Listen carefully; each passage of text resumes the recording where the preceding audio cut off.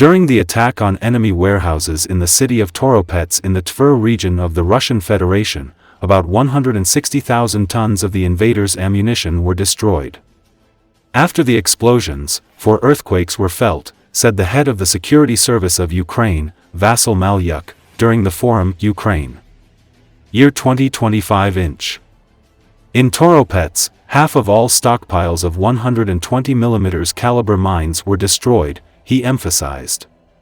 Unlike the enemy, the Ukrainian army selects exclusively legitimate military targets of the occupiers, which must be destroyed, in accordance with all the rules of warfare, said Malyuk.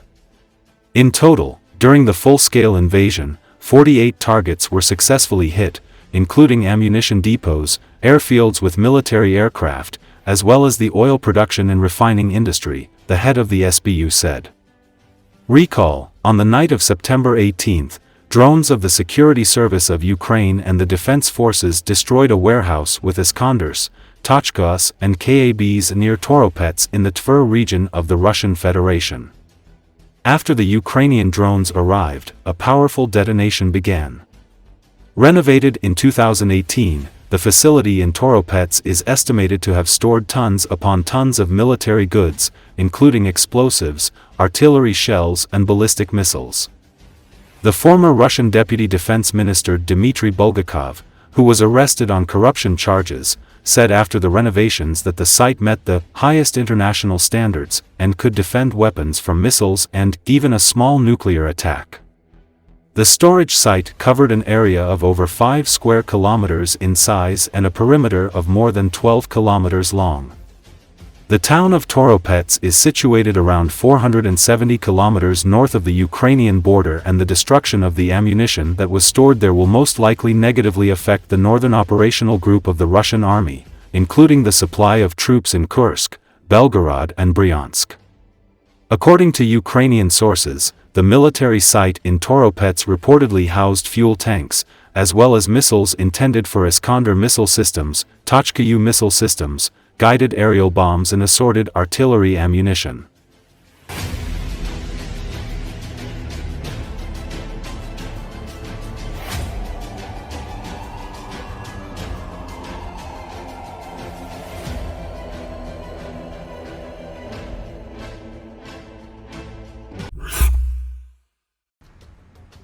Metropolitan Tikhon Shevkunov of Simferopol and Crimea of the Russian Orthodox Church, who is considered the spiritual mentor of Russian dictator Vladimir Putin, unexpectedly made territorial claims against a NATO country, Turkey. Shevkunov is considered the most influential cleric in the Russian Orthodox Church and the leading candidate to become the new patriarch.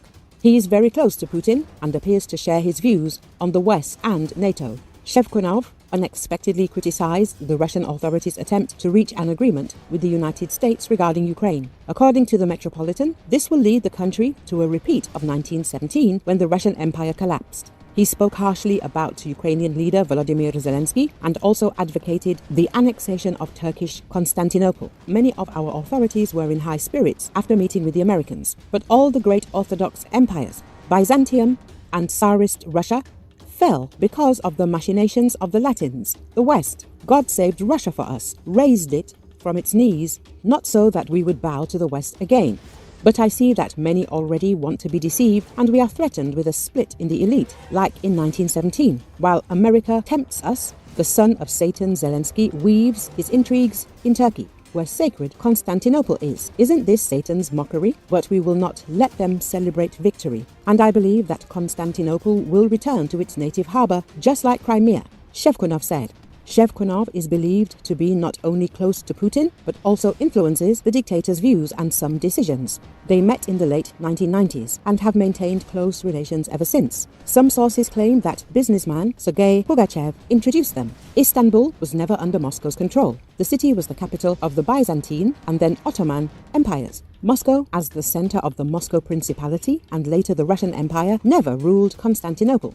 However, there have been moments in history when Russian rulers, such as Ivan the Terrible, expressed interest in capturing the city, but these plans were never realized. Judging by Shevkunov's statement, Moscow has not yet given up on the desire to capture the center of the world orthodoxy.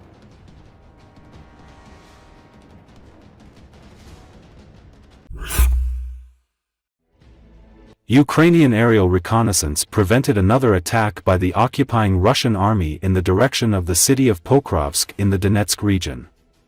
The armored vehicles were destroyed by the strikes of kamikaze drones, exploding along with the crew members. Although the infantrymen in the vehicles tried to get out and escape, they could not succeed and became the target of the drones. The next attack of the occupying forces, which caused serious losses, also failed.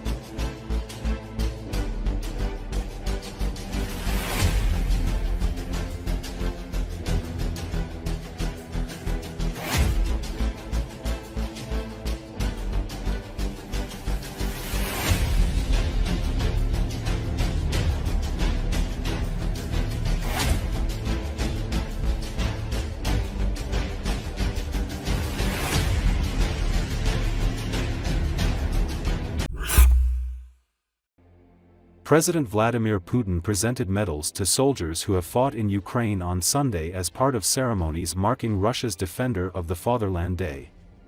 According to Associated Press, the annual military holiday comes a day before the third anniversary of Moscow's so-called special military operation in Ukraine.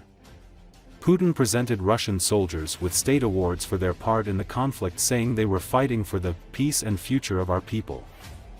Also Sunday, Putin laid wreaths at the tomb of the unknown soldier in Moscow alongside the country's defense minister Andrei Belousov.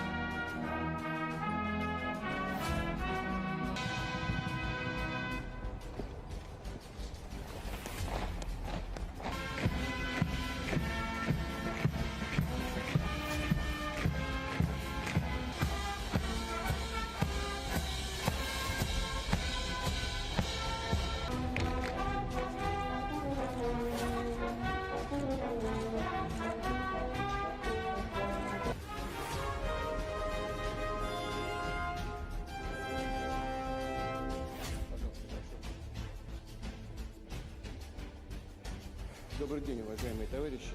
Я приветствую вас и поздравляю с Днем Защитника Отечества. Участники специальной военной операции верны славным заветам наших отцов, дедов, прадедов, проявляя мужество. Они, вы стоите на страже России. Отважно боретесь за правду и справедливость, за мир, будущее нашего народа.